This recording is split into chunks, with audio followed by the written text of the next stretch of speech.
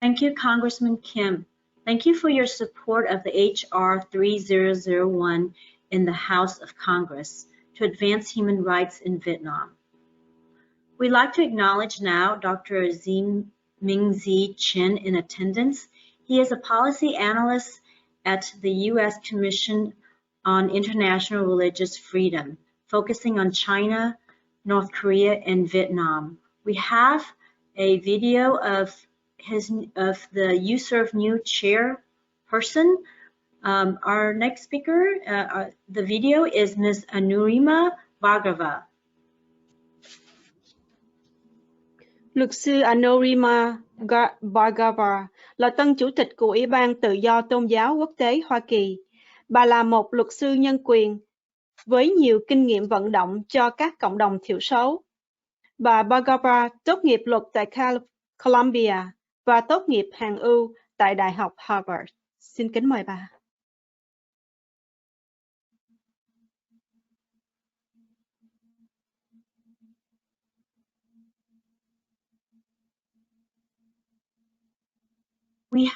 We may have some technical difficulties, so I will move on. We have the Honorable Jita with us. He is the mayor of,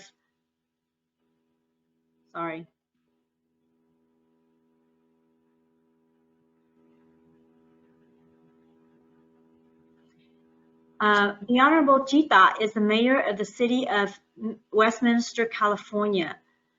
Ta is a longtime community activist. He has written several books in Vietnamese with his wife under a mutual pen name, Đức Trí Quế Anh. Chúng tôi có thị trưởng của thành phố Westminster là ông Tạ Đức Trí từ California. Ông Trí Tạ là một nhà hoạt động cộng đồng lâu năm. Ông đã viết một số sách bằng tiếng Việt cùng với vợ của mình dưới bút danh chung là Đức Trí Quế Anh. Xin kính mời ông. Hello everyone, it is my honor to participate the 27th annual commemoration of Vietnam Human Rights Days. And first I would like to thank the organizing committee for giving me the opportunity to share my comments regarding the issue of human rights in Vietnam. We are all aware that the Vietnamese Communist government has violated human rights for more than 4 decades after they took over the South Vietnam. Until today, they continue to arrest and imprison any individuals who dare to speak up for freedom and basic human rights. Recently, Ms.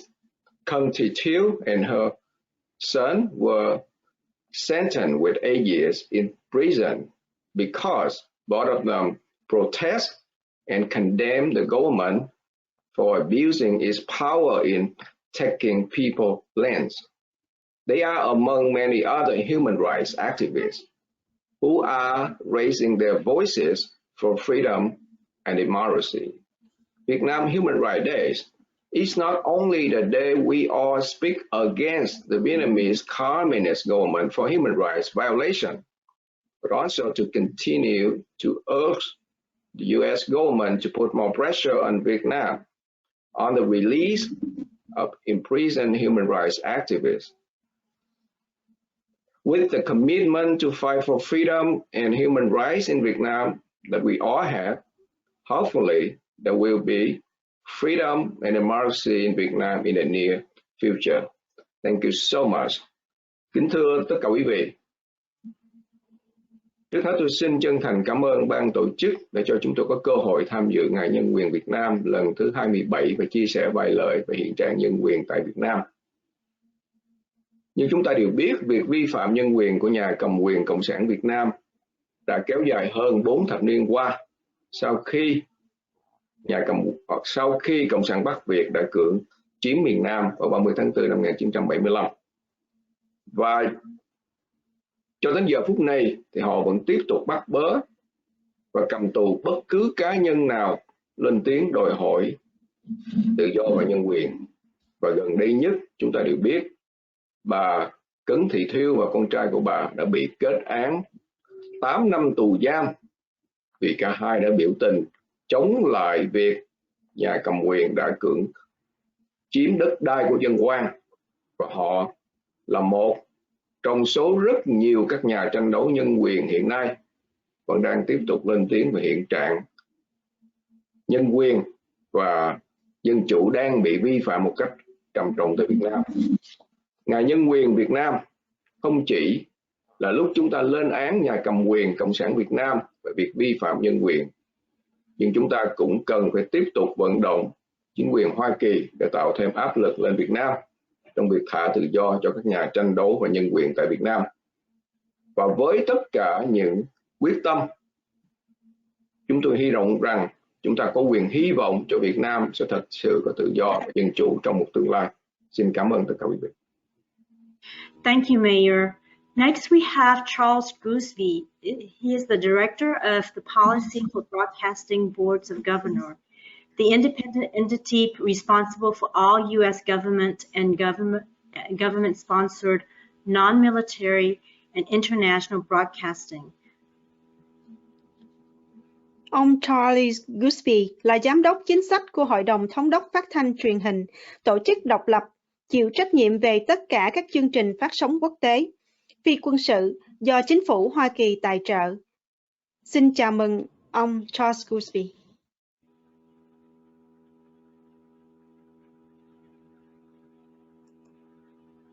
I will be reading his speech. Vietnam Human Rights Day.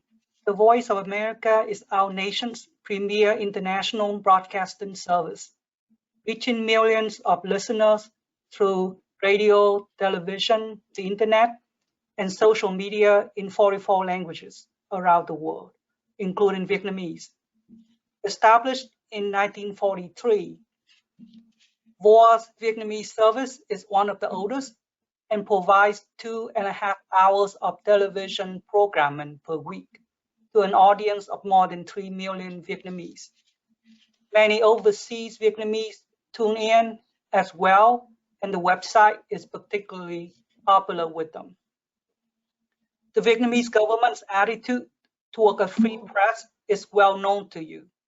A nation of one-party rule, its authorities exercise strict control over news and information. VOA is chartered by Congress to serve as a consistently reliable and authoritative source of accurate, objective, and comprehensive news. It presents a balanced and comprehensive projection of significant American institutions, gives listeners an understanding of U.S. government actions and policies, and promotes responsible discussion and opinion on these policies. This presentation of policy is done primarily through daily editorials written for radio broadcast, in video spots, and over the internet by me and my colleagues in the U.S. Agency for Global Media Policy Office. The editorials are clearly identified as such to distinguish them from news stories. Each is introduced by the declaration. Next, an editorial reflecting the views of the United States government. With a global audience of more than 100 million, we work diligently to fill a vital role of public diplomacy. Over the past year, our editorials have focused on a number of issues in relations between Vietnam and the United States.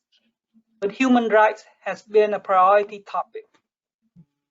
Of the 5 editorials concerning Vietnam produced for use by VOA services, 3 have concerned human rights condition in Vietnam.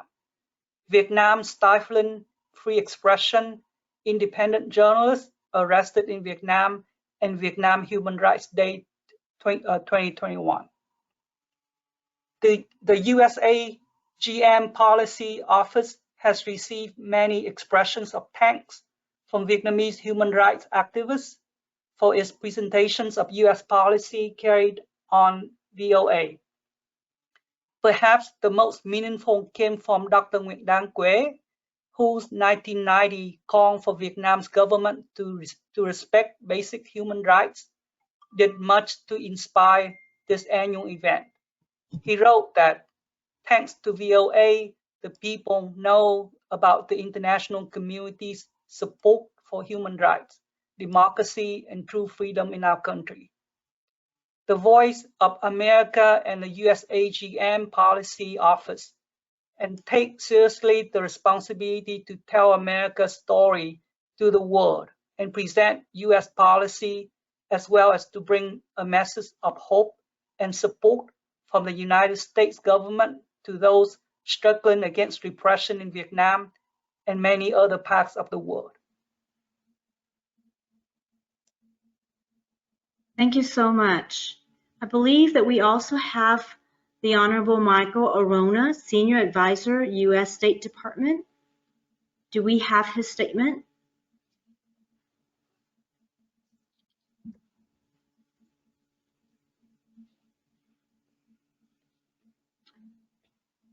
Okay, I will continue.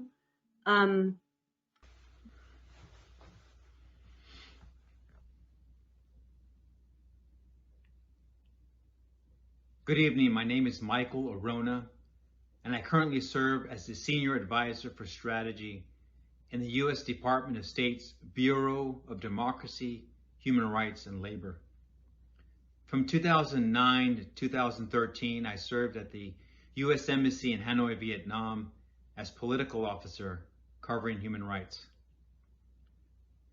I want to thank you for inviting me to join you in commemorating Vietnam Human Rights Day. I thank the organizers for the tremendous amount of work they put into hosting this event each year. I also want to thank the members of Congress and staffers for your continued support and interest in this important topic. The U.S.-Vietnam relationship has undergone a profound transformation since normalization of diplomatic relations in 1995. Our thriving partnership today is a result of the courage, goodwill, and resolve of many individuals in both countries. This year has been a historic one in our bilateral relationship with Vietnam. U.S.-Vietnam ties are thriving. We had nearly $90 billion in bilateral trade in goods and services in 2020. Our security relationship is growing, and we have a solid cooperation on everything from public health to addressing the legacies of war. Through these engagements, we have worked with the Vietnamese government to advance a broad range of priorities in our bilateral cooperation, including trade, education, regional security, and global health. But we also take opportunities to address areas of concern, including our grave concerns over the government's repression of human rights and fundamental freedoms. I begin by noting several positive steps. We commend Vietnam for the long-term positive trends and increased freedoms for much of civil society, including women, members of ethnic minority groups, persons with disabilities, and LGBTQI+ persons. On religious freedom, we have seen steady progress. For instance, the implementation of Vietnam's law on belief and religion in 2018 has reduced registration times and granted legal status to some religious groups. However, while we have seen modest progress for certain religious groups, we remain concerned about the widespread restrictions on religious freedom and the discrimination and harassment some members of specific religious groups have had to endure, especially those who are members of unregistered religious groups in remote areas like the Central Highlands. Members of these groups have lived on the margins of society due to both their indigenous and ethnic heritage, as well as religious identity. Moreover, certain religious groups have been denied in their attempt to register after fleeing religious persecution from elsewhere in the country. More troubling is the government's crackdown on freedom of expression. Since this time last year, the increase in arrests, convictions, and harsh prison sentences for individuals peacefully expressing their political views has intensified. These actions run counter to Vietnam's international human rights obligations and its own constitution. As of August 2020, Amnesty International reported that authorities had detained between 140 to 275 political prisoners, reaching a record number. We are aware of around a dozen arrests of individuals for exercising the right to freedom of expression thus far in 2021.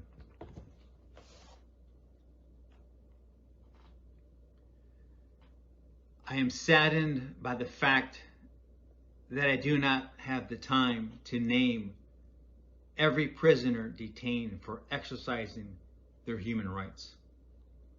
But I note the deeply troubling convictions of Tran Duc Thach and other members of the Brotherhood for Democracy under the vague charge of engaging in, and I quote, activities aimed at overthrowing the People's Administration. It saddens me to think that a 70-year-old man has been sentenced to 12 years in prison for advocating for peaceful aspirations to bring greater freedom and democracy to Vietnam. We are also concerned about the growing restrictions on the internet. Regulations such as Article 117 of the 2015 Criminal Code curb the rights of users to share information deemed critical of the government and its leaders. For instance, Facebook writer and activist Nguyen Duc Cuc Vung was sentenced to 7 years in prison for making, storing, or spreading information for the purpose of opposing the state of the Socialist Republic of Vietnam. Vung, a popular Facebook user with over 10,000 followers, bravely expressed his opinions on issues such as corruption and land rights. In addition, I note the concerning detainment of journalist, author, and human rights defender Pham Thi Duan Chung. She used her Facebook page to denounce human rights violations and attracted public attention on important issues such as land rights. The Department of State condemns these actions and continues to urge the Vietnamese government to allow all individuals the freedom to express their political views, both online and offline, without fear of retribution.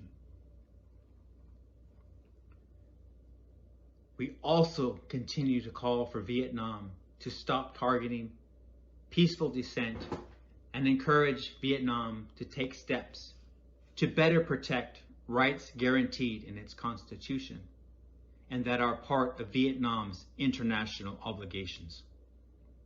Finally, we continue to encourage the government to continue to implement labor law reforms and bring laws into compliance with international standards, to include freedom of association.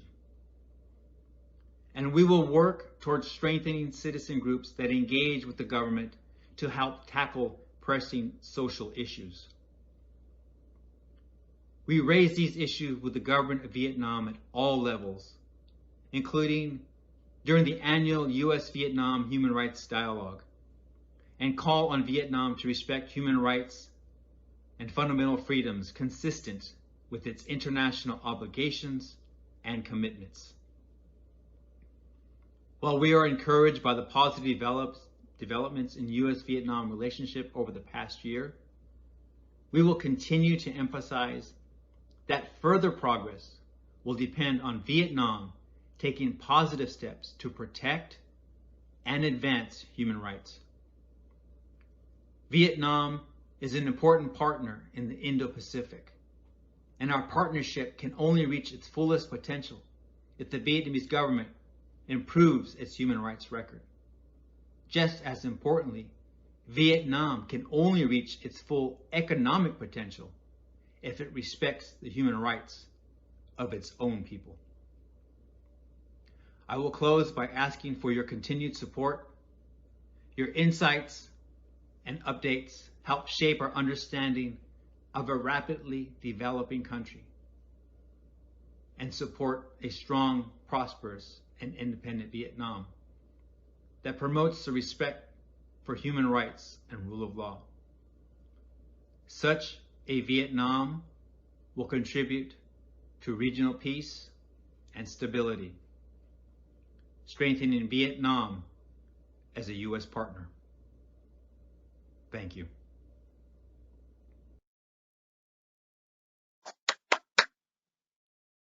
Thank you for your insightful and somber message. We return next to Dr. Minzy Chen of USERF. You have the floor. Good evening.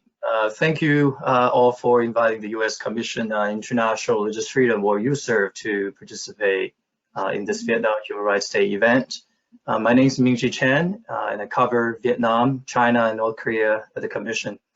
Our chair, Anurima Bhagava, unfortunately could not be here this evening, but we'll be hearing from her shortly in a recorded video. I look forward to our continued partnership in promoting religious freedom in Vietnam. Thank you so much for your time. Good evening. My name is Anurima Bhargava, and I am honored to join you today as the chair of the U.S. Commission on International Religious Freedom, or USERF. I'd like to start by thanking you, Dr. Hugh H. Tran, and the Vietnam Human Rights Day Committee for organizing this event and for inviting me to speak on the occasion of the 27th annual commemoration of Vietnam Human Rights Day. For those of you who are unfamiliar with USERF, we are an independent, bipartisan U.S. government body created more than 20 years ago by the International Religious Freedom Act, or IRFA. Our mandate is to monitor religious freedom worldwide using international standards and to make policy recommendations to the U.S. President, Secretary of State, and Congress. USERF has 9 commissioners appointed by the President and the Democratic and Republican leaders of Congress, and our work is supported by a nonpartisan professional staff of around 20. USERF is separate from the State Department, but we work closely with its Office on International Religious Freedom, which was also created by IRFA. As an independent agency, USERF focuses exclusively on religious freedom and has no obligation to the US government's overall diplomatic, economic, or security relationship with a particular country's government. Moreover, at a time when it seems that there is so much that can divide us, our shared dedication to the fundamental right of freedom of religion or belief cuts across party lines. Therefore, I am proud to serve as part of this unique, independent, bipartisan body fighting for the freedom of religion or belief around the globe. Each year, USERF publishes an annual report describing religious freedom conditions in countries considered to be amongst the worst violators in the world. Under IRFA, the State Department is required to designate as a, quote, country of particular concern, end quote, or CPC, any country with a government that engages in or tolerates, quote, systematic, ongoing, and egregious, end quote, religious freedom abuses. USERF has consistently recommended Vietnam to be designated as a CPC, including in our most recent 2021 annual report. The State Department has removed Vietnam, however, from the CPC list since 2006. We made this recommendation because we remain concerned that systematic, ongoing, and egregious violations of religious freedom still occur in Vietnam.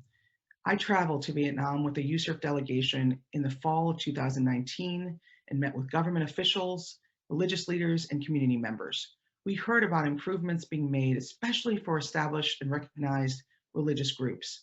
Yet we remain concerned about government persecution against Hmong and Montagnard Christians in Vietnam's northern and central highlands.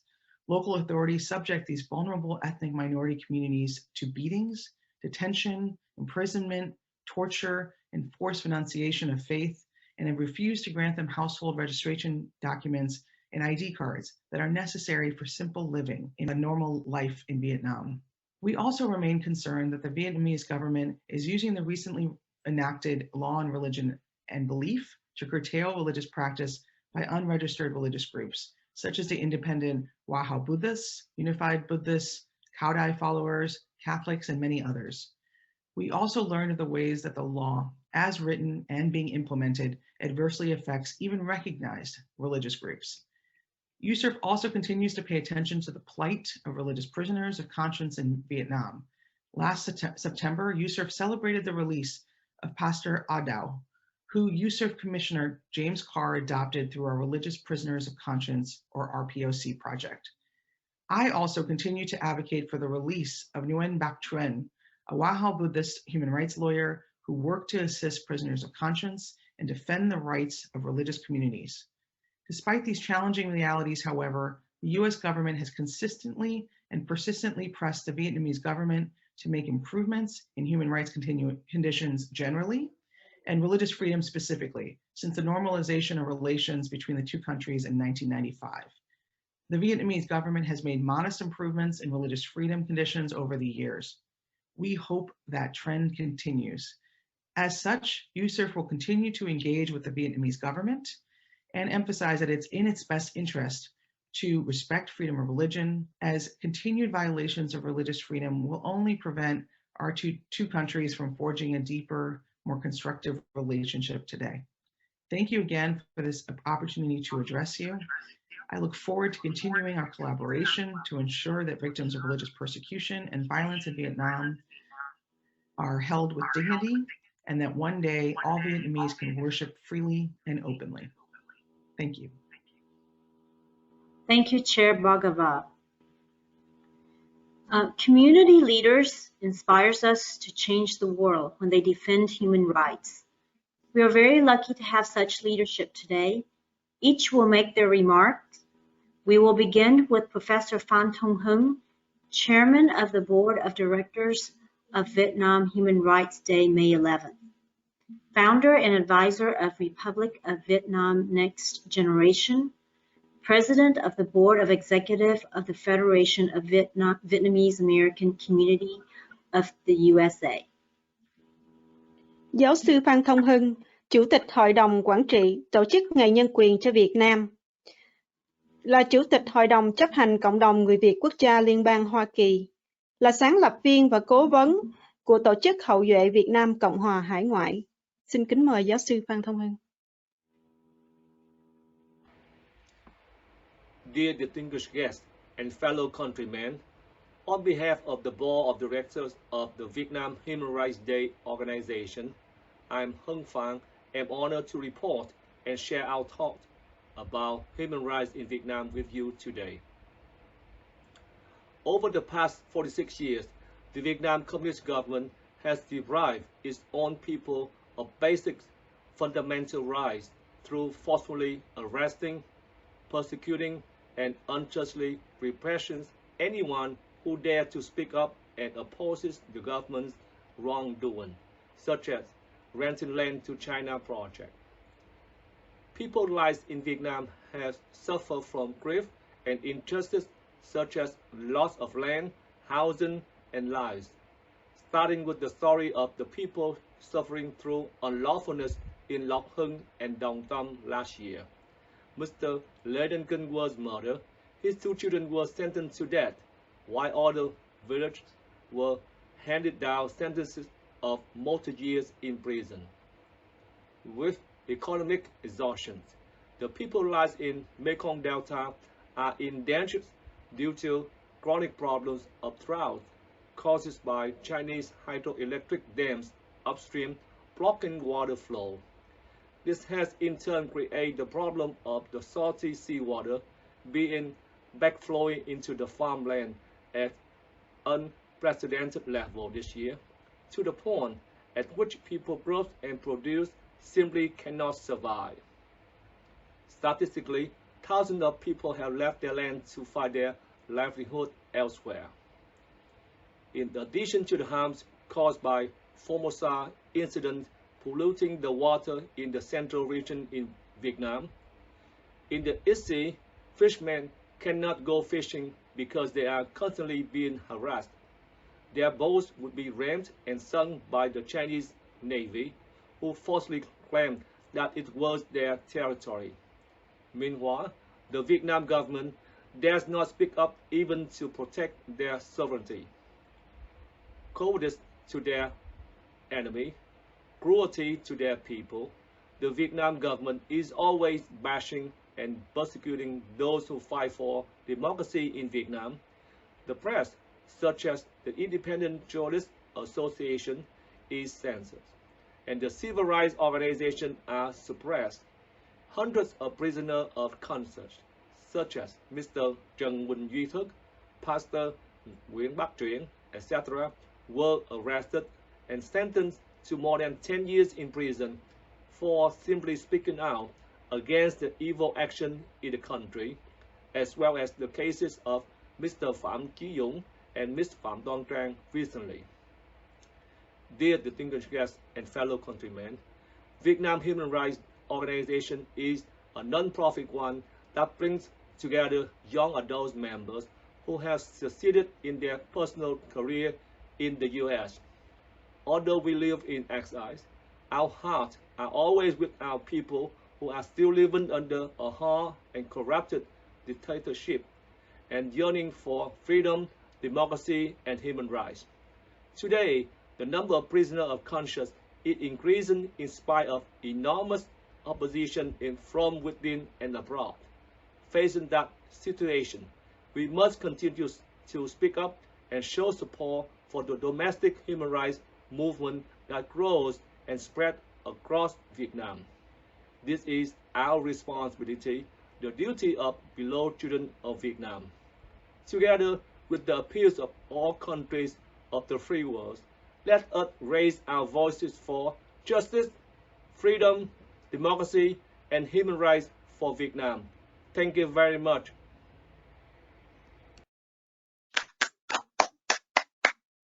Thank you, Professor Phan Thông Hưng. Your work is an inspiration to us.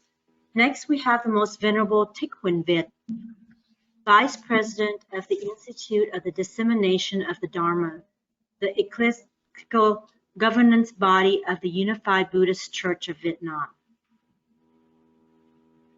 Chúng tôi có sự hiện diện của Hòa Thượng Thích Huỳnh Việt, là Phó Viện trưởng Viện Hóa Đạo, Giáo hội Phật giáo Việt Nam Thống nhất, Chủ tịch Văn phòng 2 Viện Hóa Đạo, Chủ tịch Giáo hội Phật giáo Việt Nam Thống nhất, Hải ngoại Hoa Kỳ. Xin kính mời. Trân trọng kính chào quý ngài và quý vị trong ngày nhân quyền cho Việt Nam. Ngày nhân quyền cho Việt Nam, nhân quyền được định nghĩa và thiết lập trong khung giá trị Hiến chương Liên Hợp Quốc về quyền tự do, dân sự và chính trị, trong đó có tự do tôn giáo. Nói đến sức sống trong sinh hoạt tự do tôn giáo, gồm tự do chọn lựa và thiết lập đức tin, sinh hoạt thờ phượng, xây dựng cơ sở và thực hiện giá trị đức tin để phục vụ tín đồ và công chúng. Tuy nhiên, trong nhiều quốc gia do Cộng sản cai trị thì hoàn toàn không có tự do tôn giáo mà chỉ có tự do tín ngưỡng. Khái niệm về tự do tín ngưỡng là tự do của mỗi cá nhân của mỗi cá nhân tin và thực hiện đức tin có tính cách riêng rẽ, cho dù tín đồ tham dự lễ hội tín ngưỡng hàng trăm hàng ngàn người, nhưng những con người tự do tín ngưỡng ấy không được giáo dục, không được kết đoàn trong truyền thống đức tin tôn giáo của họ như trong những đất nước thể chế chính trị tự do tôn trọng nhân quyền. Dưới thể chế cộng sản độc đảng toàn trị đã tồn tại gần 100 năm qua, họ đã học được bài học làm sao giữ cho chế độ tồn tại lâu dài. Họ đã quay ra, thay vì cấm đoán và truy diệt tôn giáo, họ tức là Cộng sản đã biến tôn giáo thành công cụ để phục vụ nhằm bảo vệ cho sự tồn tại của chế độ mà không mang tiếng truy diệt tôn giáo đến tận cùng như những thập niên đầu của sự cai trị Cộng sản chuyên chính, không chấp nhận bất cứ hình thái sinh hoạt nào của tôn giáo. Cộng sản Việt Nam là đồ đệ của Cộng sản Tàu rập khuôn theo Cộng sản Tàu, không có tự do tôn giáo mà chỉ có tự do tín ngưỡng. Vẫn còn đó, thậm chí còn xây dựng nhiều công trình tôn giáo như Công giáo, Phật giáo, đặc biệt là Phật giáo, vốn tự do và trong việc quản trị điều hành, không như hệ thống Thiên Chúa giáo La Mã chặt chẽ, trung ương tập quyền, thì Cộng sản đã cho phát triển cơ sở chùa to, Phật lớn nhằm khoe trương cái gọi là tự do tôn giáo. Nhưng thực chất hoàn toàn không có tự do tôn giáo vì làm theo sự chỉ đạo của Đảng và nhà nước. Tất cả mọi sinh hoạt dưới mọi hình thức đều do Đảng lãnh đạo. Trong trường hợp này, dưới thể chế cộng sản, thật đúng như câu ngạn ngữ, kinh nghiệm là một cái lược mà khi có nó thì cái đầu đã trọc. Chúng tôi từ đất nước Cộng sản Việt Nam, chúng tôi biết họ như ngửa bàn tay dưới ánh nắng mặt trời.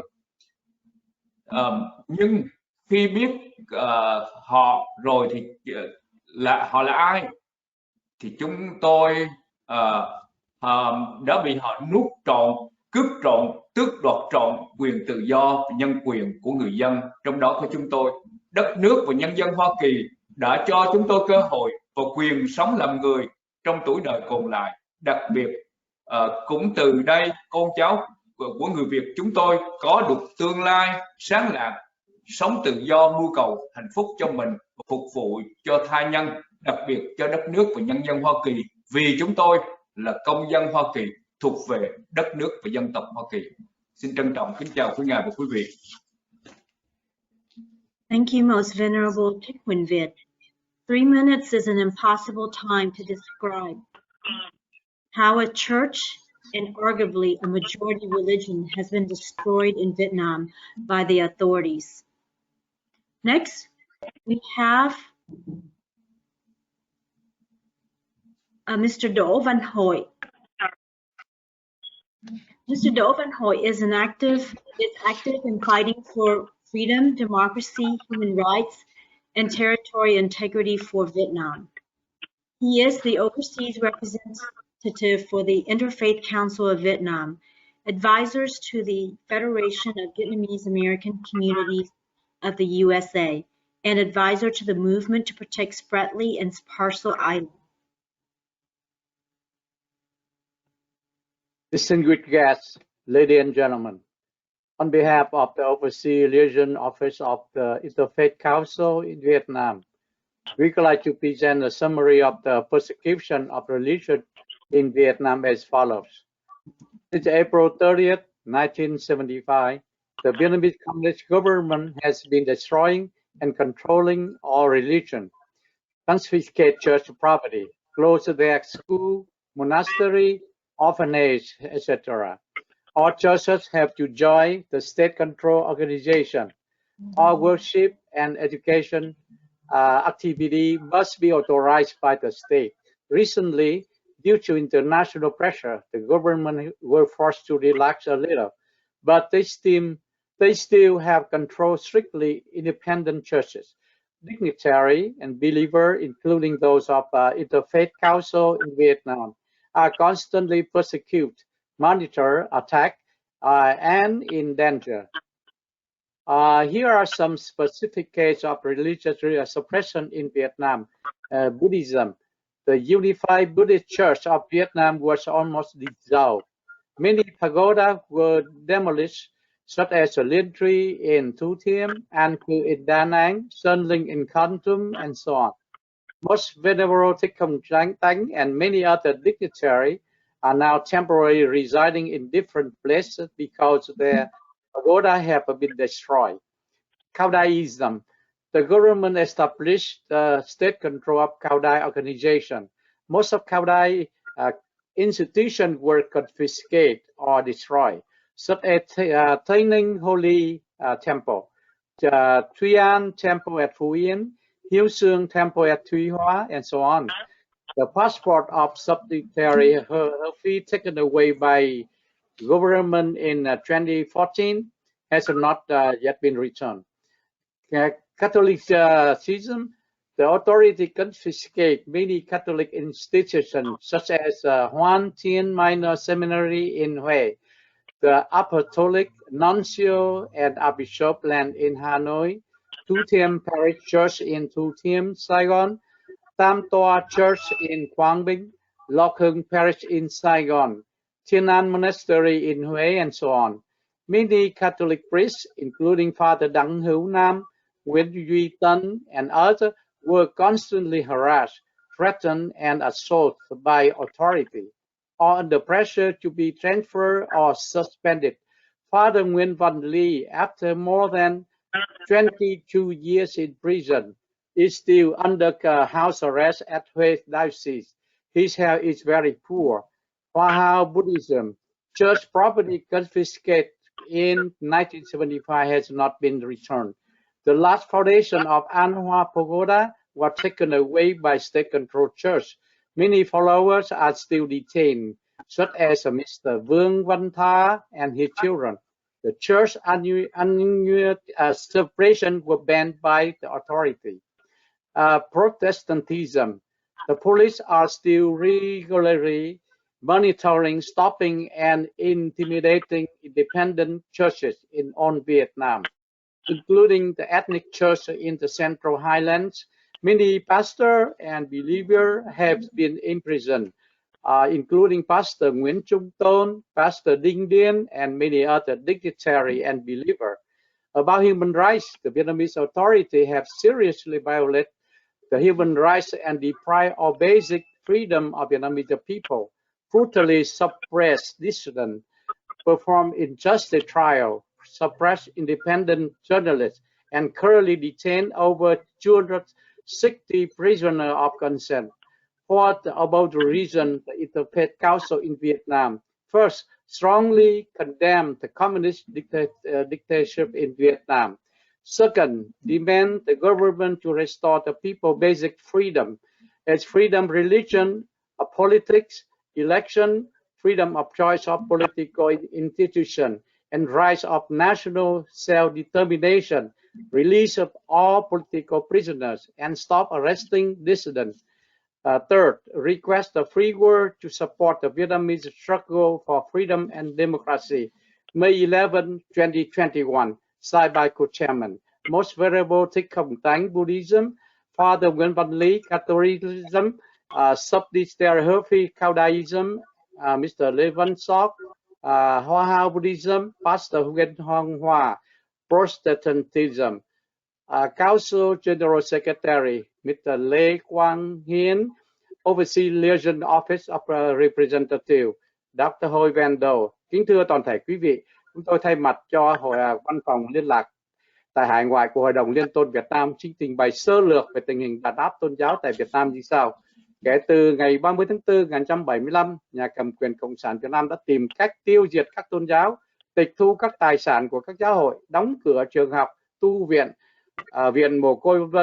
Gần đây, do áp lực của quốc tế, Cộng sản Việt Nam buộc phải nới lỏng đôi chút, nhưng họ vẫn khống chế các tôn giáo.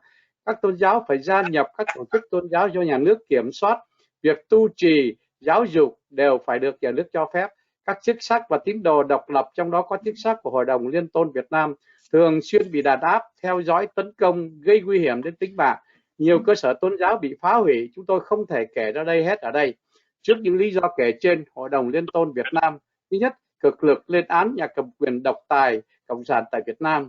Thứ hai, đòi hỏi phải trả lại quyền tự do cho người dân, trong đó có quyền tự do tôn giáo, tự do chính trị, quyền dân tộc tự quyết, quyền tự do lựa thể chế chính trị và trả tự do cho tất cả tù nhân chính trị và tù nhân lương tâm. Thỉnh cầu quốc tế ủng hộ cuộc đấu tranh đòi tự do dân chủ của nhân dân Việt Nam. Ngày 11 tháng 5 2021, đồng chủ tịch ký tên Hòa thượng Thích Công Tánh Phật giáo, Linh mục Nguyễn Văn Lý Công giáo, Chánh trị sự Hứa Phi Cao Đài, ông Lê Văn Sóc Phật giáo Hòa Hảo, mục sư Nguyễn Hoàng Hoa Tin Lành, tổng thư ký ông Lê Quang Hiển, văn phòng liên lạc hải ngoại đại diện bác sĩ Đỗ Văn Hội. Xin trân trọng kính chào toàn thể quý vị. Thank you, Dr. Đỗ Văn Hội. Next, we have Mr. Huỳnh Hiệp, Hoa Hao Buddhist Church Overseas, a member of the advisor board of the Vietnamese American Association of Central Virginia. Chúng tôi có sự hiện diện của ông Huỳnh Văn Hiệp, nguyên là Phó Hội trưởng Ban trị sự Trung ương Phật giáo Hòa hảo Hải ngoại, hiện đang là thành viên Ban cố vấn Cộng đồng Người Việt Quốc gia Central Virginia. Kính mời ông.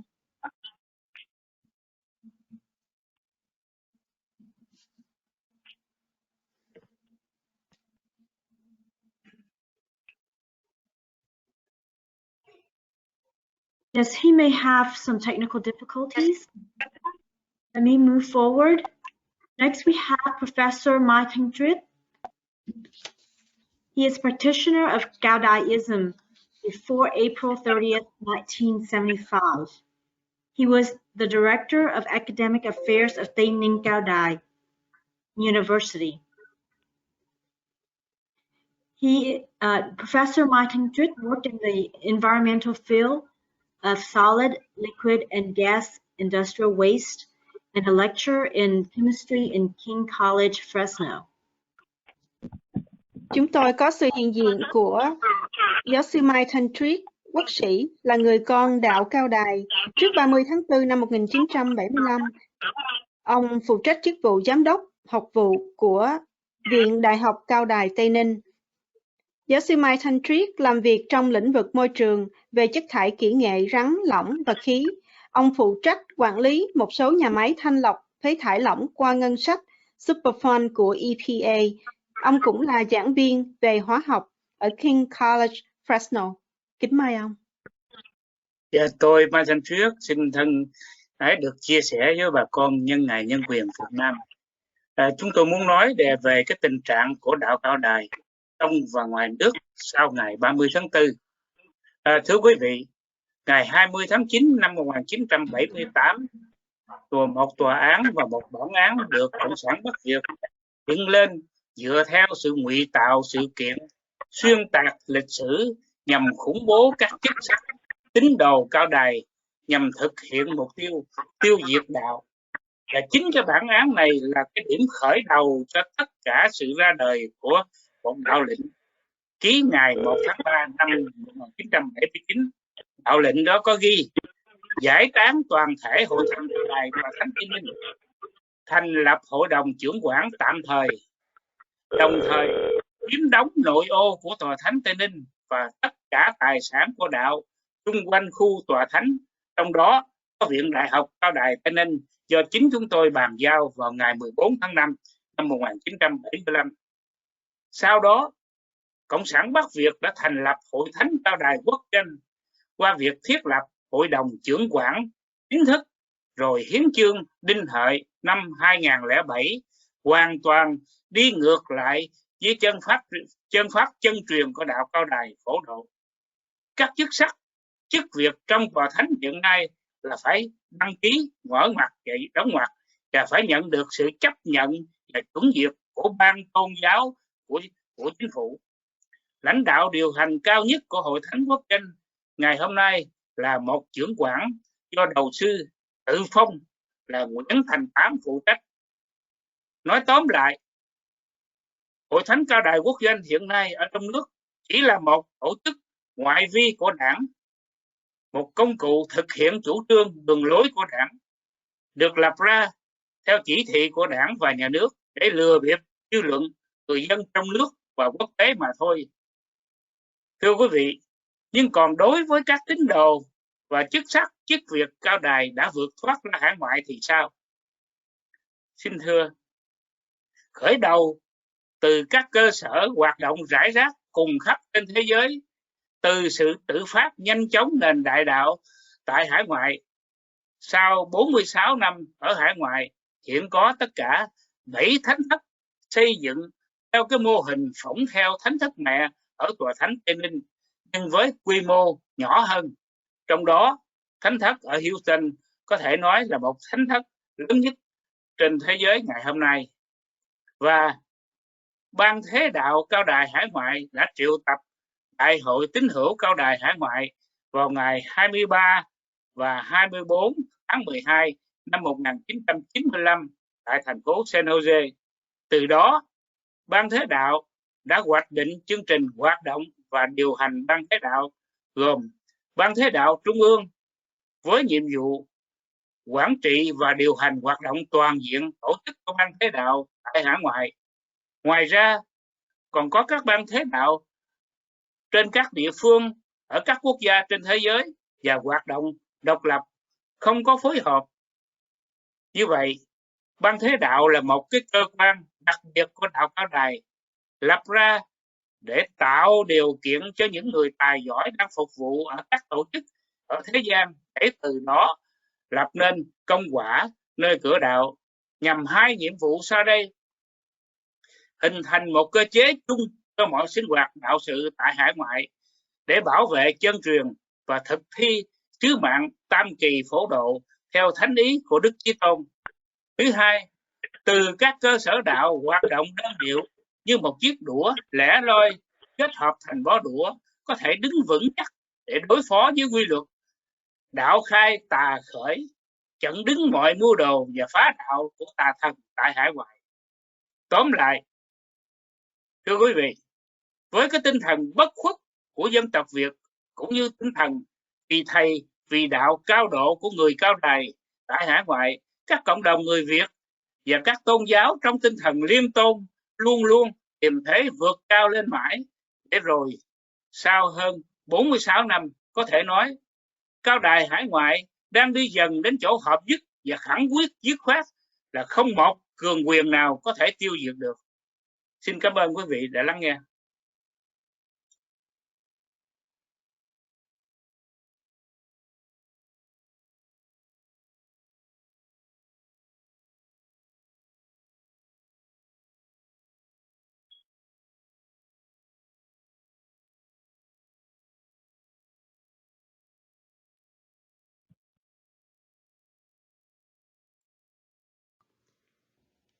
Kính thưa ban tổ chức, kính thưa quý chính giới Hoa Kỳ và chư quý vị đồng hương khắp nơi. Ngày Nhân quyền cho Việt Nam năm nay vì lý do đại dịch Covid-19 nên không được chính thức tổ chức tại Quốc hội Hoa Kỳ như hàng năm. Chúng tôi, Quỳnh Nhân Hiệp, là đại diện của Phật giáo Hòa Hảo nơi hải ngoại, xin được góp mặt cùng các bằng hữu bốn biển năm châu về hiện tình và thủ đoạn của chế độ vô thần cộng sản vẫn còn đang tiếp tục lừa mị quốc tế, biệt độn nhân dân và gia tăng các cuộc đàn áp không e ngại. Bao nhiêu nhà dân chủ của tôn giáo Phật giáo Hòa Hảo, bao nhiêu nhà tu hành chân chính bị quản thúc tại gia hay bị biệt giam, bao nhiêu dân quan vô tội bị đánh đập tù đày bởi chế độ cộng sản Việt Nam. Điều gì trái ngược lại với đường lối hiện hữu của nhà cầm quyền đều bị gán bằng những bản án nặng nề, tù. Thì tù trở thành nỗi ám ảnh của người dân. Như vậy, độc lập, tự do, hạnh phúc ở chỗ nào? Riêng đối với số tín đồ Phật giáo Hòa Hảo, khi dám nói lên tiếng nói yêu cầu việc tự do hành đạo, tức khắc bị đánh đập, bắt bớ, giam cầm. Nhiều trường hợp đau thương như thế đã và đang thường xuyên xảy ra. Kính thưa quý vị, xin tất cả hãy cùng chúng tôi dấn thân tranh đấu cho toàn dân Việt Nam, vì họ đã sống quá lâu trong đọa đài tăm tối. Hơn 46 năm khổ nhục, họ có quyền được nhìn thấy ánh sáng tự do, phải được có các quyền căn bản làm người trong một đất nước. Kính thưa quý vị, chúng tôi xin thành thật cảm ơn cái sự hiện diện cùng của tất cả quý vị, và xin tất cả quý vị cùng chúng tôi dành một phút thành tâm dâng nén tâm hương cầu nguyện ơn trên Phật trời, thầy tổ mười phương, hồn thiên sông núi, hộ trì cho nhân loại sớm được thoát khỏi cơn dịch bệnh và luôn được thái bình thạnh trị. Xin được trân trọng kính chào toàn thể chư quý vị. Thank you, Mr. Huỳnh Hiệp. Next, we have Dr. Richard Sassamorn, President of the Laotian New Generation Democracy Movement. He is the CEO and co-founder of iFreedom TV, a Laotian Roku TV to promote basic human rights, education, democracy, and covering human rights abuses. Chúng tôi có sự hiện diện của tiến sĩ Richard Sassamorn, là tiến sĩ, chủ tịch của phong trào dân chủ thế hệ mới của Lào. Ông là giám đốc điều hành và đồng sáng lập của iFreedom TV, một Roku TV của Lào nhằm thúc đẩy quyền căn bản con người, giáo dục dân chủ và che đậy các vi phạm nhân quyền. Xin kính mời ông.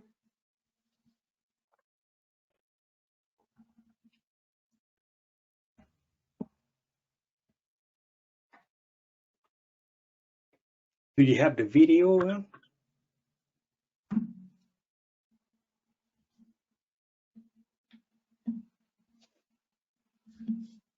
The video?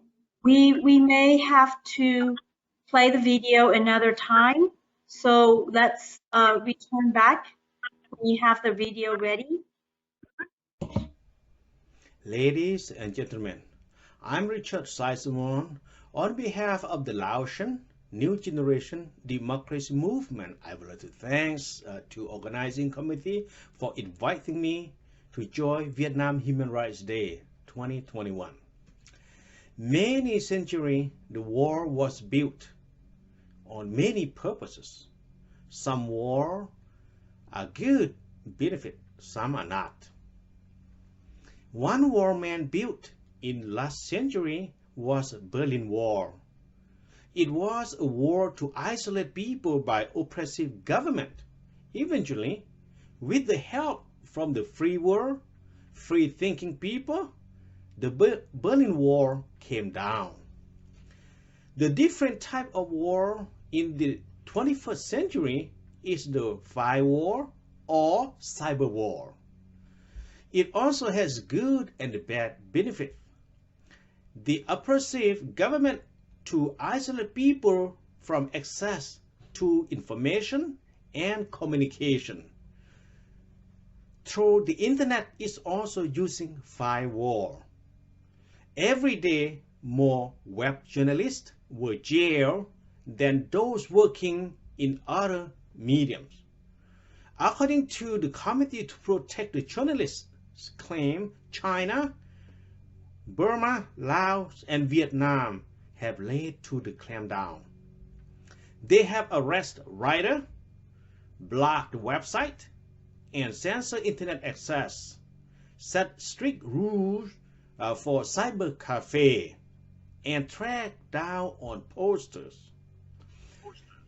Our Vietnamese friends, great minds should be free. Great ideas should be praised. That's why in our free society, we have so much potential. Together we can help tearing down this oppressive war and make freedom of expression. Thank you very much.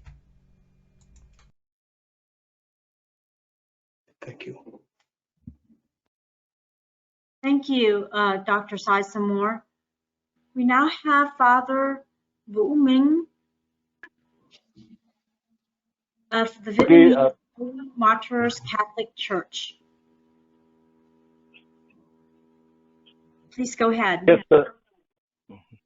Okay, am I on? Yes, sir, you're on. Okay, thank you very much, moderator. This is Father Vũ Minh from the Vietnamese Holy Martyrs in Colorado Springs, Colorado. I have 3 points I want to bring up. Number 1 is what's going on. Point number 2 is my observation, and point number 3 is my recommendation. From point number 1, what's going on? All those who have been involved in fighting for justice and human rights in Vietnam from the position of the Catholic Church have been either resigned or removed from public ministry and placed into isolation. The notable case of Archbishop Ngô Quang Kiệt and Bishop Nguyễn Thái Hợp, Bishop Trần Đức Oanh, Father Nguyễn Văn Lý, Father Phạm Văn Lợi, Father Đặng Hữu Nam, Father Nguyễn Đình Thục, Father Nguyễn Duy Tân, Father Lê Ngọc Thanh. All of these people have been now in isolation. In contrast to that, the Communist Party sent the representative to visit the leaders in the church, like the chief of public relations of the Central Communist Party, came to the Archbishop of Xuân Lộc to wish him Merry Christmas and Happy New Year. They also come to the Archbishop of Saigon and wish them Happy New Year and Christmas. Meanwhile, the office of the Archbishop of Hanoi went to the province chief to wish them Happy New Year. So there's a contrast of the two different kind of reception. Based on that, my observation is that the communists has infiltrated the church with informants in order to bring information to the Communist Party. And they cause internal division and disintegration among the Catholic clergies and among religions.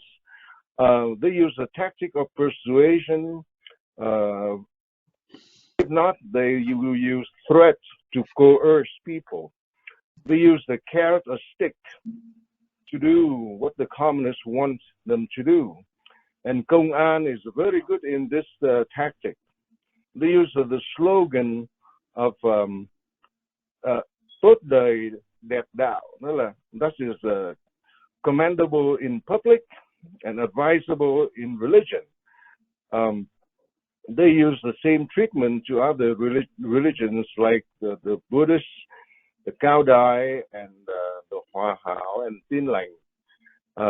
They now use surveillance by special agents or camera in order to find out what is going on. This kind of activity demonstrate that they want to control and interfere with the operation of each religion, and they have a special law on faith and religions in 2016, and with the emphasis on national security, unity, and public decency. And they also add on to that internet security in order to keep everybody under watch. And they also use the Task Force 47, the tactical warfare on the web, and with the special agents in media propagandists. The Human Rights Watch organization, Mr. Phil Robertson, made this kind of statement. The country's representative laws and practice are not about protecting national security, but about protecting the Communist Party's monopoly of power. And with this kind of observation, my recommendation is this. Communication right now is the tool for us to fight. Unfortunately, communication in Vietnam is being under oppression. Therefore, we have to bring our issues to public and international awareness, and we have to be more forceful. We have to do more than just words. Words must be accompanied with action. I want to present an example. In 2019, Mr. Hứa Phi had been under several hardship caused by the communists, and during that time, the Alliance for the Independence and Democracy of Vietnam, in which I was a member, we sent a letter of protest to all embassies, foreign embassies in Vietnam, to voice a protest. And with that letter, I think the communists backed down on attacking Chánh Trị Sự Hứa Phi. So Vietnam is the front line. We must be behind our people. We must be ready to support them. Thưa quý vị, hôm nay tôi là linh mục Vũ Minh, tôi có 3 điểm mà muốn trình bày với quý vị. Là điểm trước tiên là những gì đang xảy ra, và điểm thứ hai là nhận xét của tôi, và điểm thứ ba là đề nghị cá nhân của tôi.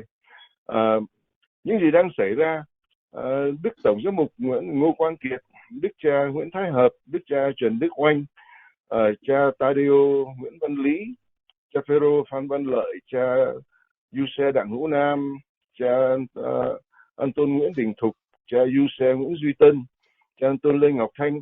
Những cái vị này đó là hiện thời bây giờ đó là một là phải về hưu, hai là bị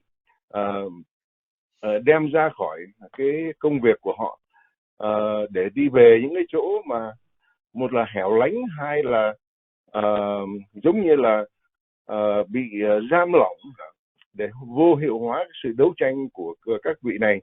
Ngược lại cái hoàn cảnh khác thì lại là như thế nào? Là bà Trương Thị Mai là trưởng ban dân vận trung ương của Đảng Cộng sản lại đi chúc và đi đến tòa giám mục giáo phận Xuân Lộc chúc mừng Giáng sinh cho Đức Tổng Xuân Lộc. Bà này cũng đến tổng giáo phận Sài Gòn chúc mừng Tổng giám mục của Sài Gòn. Trong khi đó tòa giám mục Hà Nội đó thì lại đến tỉnh ủy để mà chúc Tết tỉnh ủy, và lãnh đạo thành phố Hà Nội lại đi thăm và chúc mừng Ủy ban Đoàn kết Công giáo Việt Nam ở thành phố Hà Nội. Đây là một cái hai thái cực khác nhau. Những người tại sao là như thế? Đây là cái nhận xét của tôi, đó là Cộng sản nó đã gài người vào trong cái hệ thống làm việc của giáo hội Công giáo, gài người làm anten, làm nghĩa là nằm vùng ở trong đó để làm sao để gây ly gián, chia rẽ nội bộ, không những là giữa các linh mục nhưng mà còn giữa các tôn giáo, và họ là những người là sẽ đi báo cáo những cái gì mà họ biết được. Cái cách họ dùng là họ dụ dỗ, hay là dùng áp lực, hay là đe dọa. Tiếng Mỹ là carrot or sticks, thì cái đó là một là mày ăn bánh hay là mày ăn roi, miễn là làm sao để mà làm theo cái ý của Cộng sản. Họ lại dùng một cái gọi là cái chiêu bài gọi là tốt đời đẹp đạo, nghĩa là làm sao mà cho vừa lòng cả hai được. Một là chọn Chúa, hay là chọn Caesar, chứ không có chọn cả hai được. Đó là cái vấn đề họ muốn tôn giáo của Việt Nam là tốt đời đẹp đạo. Cái đó là không có thể, nhiều khi cái điều kiện này không có thể là thi hành được. Họ đã dùng những cái lối đối xử này cũng với những các lãnh đạo các tôn giáo khác. Thành ra họ theo dõi hiện thời bây giờ bằng người nằm vùng hay là bằng camera. Đây là một cái hệ thống để mà kiểm soát và đàn áp. Bởi vì họ ra cái luật về tín ngưỡng và tôn giáo năm 2016 lấy cái lý do là an ninh quốc gia, đoàn kết dân tộc và bảo vệ thuần phong mỹ tục.